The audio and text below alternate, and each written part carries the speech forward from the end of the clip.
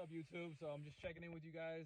Did a back workout a couple days ago. Just want to go over it, kind of break down like I always do, the specific exercise I'm doing and then why I'm doing it in a particular fashion. Anyways, so for my back exercise, we're back in the gym finally, where I'm at.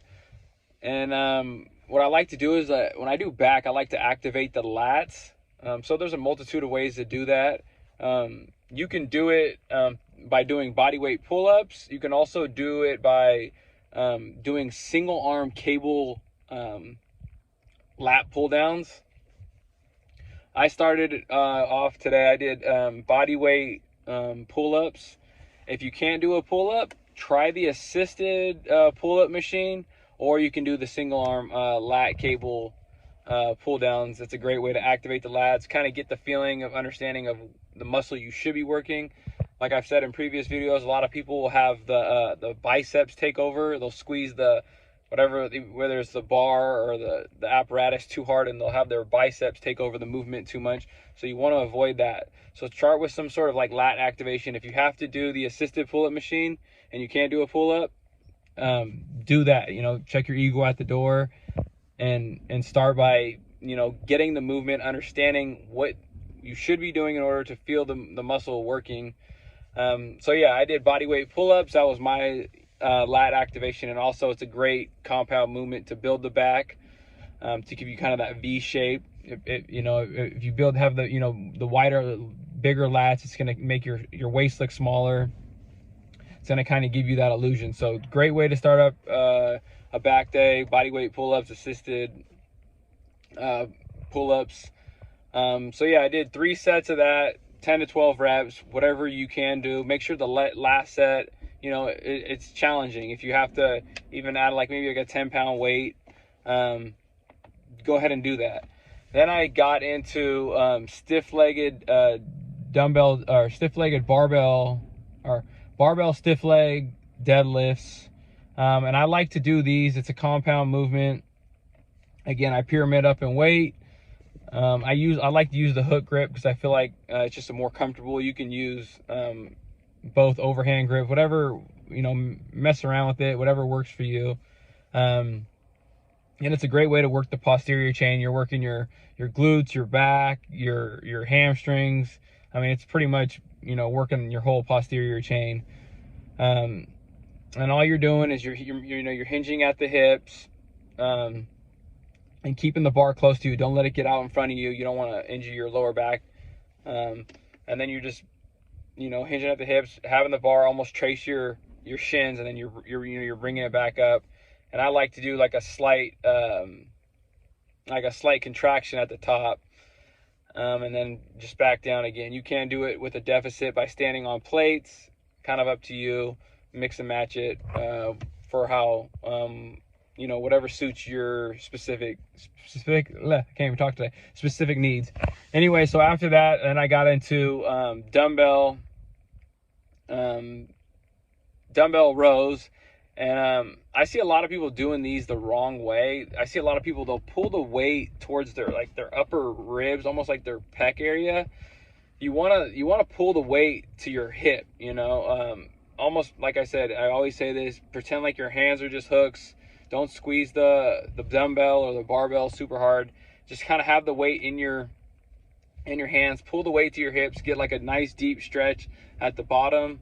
If you have to hold on to something, that's fine. If you have to use a bench, that's fine as well. So there's a multitude of ways to do it. I like to hold like a dumbbell in front, like on the rack in front of me, and then just pull that way. You'll see the deep stretch at the bottom, and then I'm pulling the weight to my hip. Don't pull it towards your chest. It'll engage too much of your bicep, and you're trying to focus on hitting your back, and especially your lats when performing the row. So yeah, I did those two, and then I did a high row with a neutral grip. It's a machine that we have at the gym. If you don't have that, most gyms have cables, like straight bar cables. You could do a high cable a row that way. You would just put your feet up on the seat, and then you're just pulling You have the obviously you have the apparatus where you can use the where you're holding a neutral grip. At most gyms have it.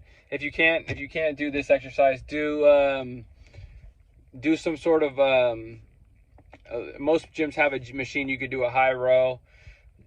You know, you do a high row, and essentially what I'm doing, you'll notice in the video, I'm laying kind of like at an angle on the machine. I'm keeping my chest high, and I'm pulling my again, I'm using my hands as hooks, and I'm pulling my elbows almost like I'm trying to put them in my pocket.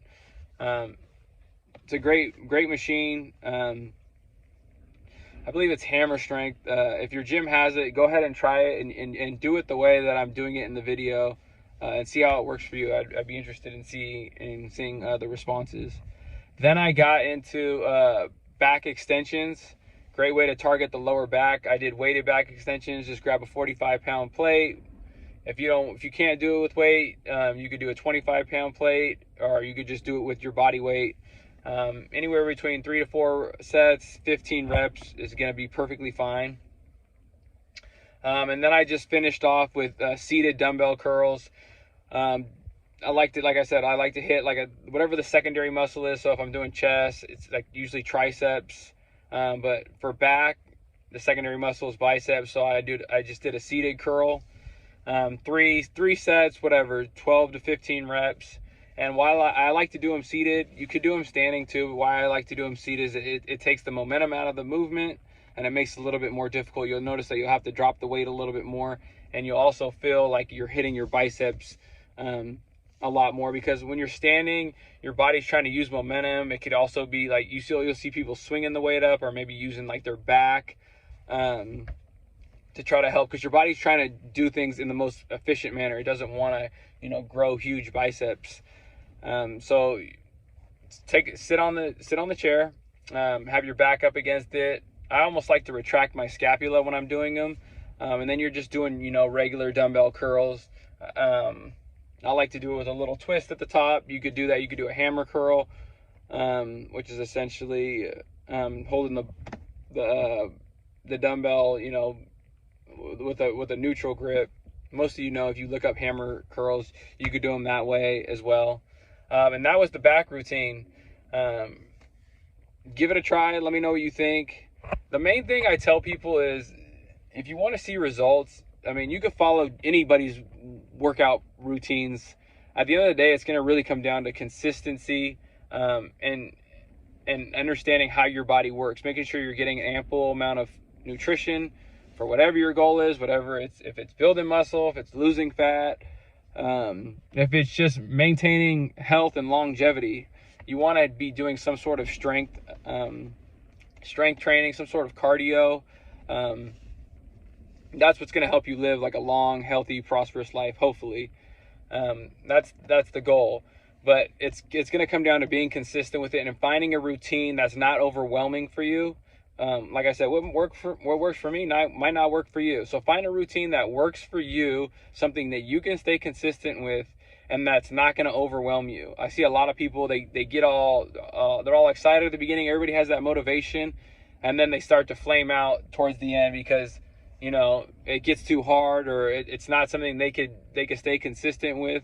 So take baby steps. If you're in the newbie stage, take baby steps. Come in for 20 minutes for a workout, 30 minutes for a workout. As long as you're doing something, it's always better than nothing. And then over the months, over the weeks, or whatever, the years, ramp it up to whatever that you can do in order to maintain the lifestyle that you want to live. And you can also be healthy. This is all about preventative medicine, in my opinion. So, like I said, that was kind of a long rant. But yeah, stay consistent with it. Don't get frustrated. Don't try to make huge changes overnight. Don't compare yourself to anybody else. But that's going to be the main thing that I have to emphasize is being consistent. Don't get frustrated, and find a plan that works for you. Don't do, what this Instagram influencer or YouTube influencer says. You don't need all these crazy supplements. If you have good nutrition, eating whole foods, natural whole foods, Like I said, make sure you're getting your sleep. You know, we all have stress in your life, but try to limit stress. And to make sure, you know, you're getting enough water intake. Water is going to be key, staying hydrated. But those, you know, small pillars are going to be huge changes in your overall well-being and your health. So that's all I got to say today. I appreciate you guys subscribing, checking me out. Feel free to share this with anybody you like. Subscribe, like, comment below. I'll see you guys in the next video. Happy Tuesday. Peace.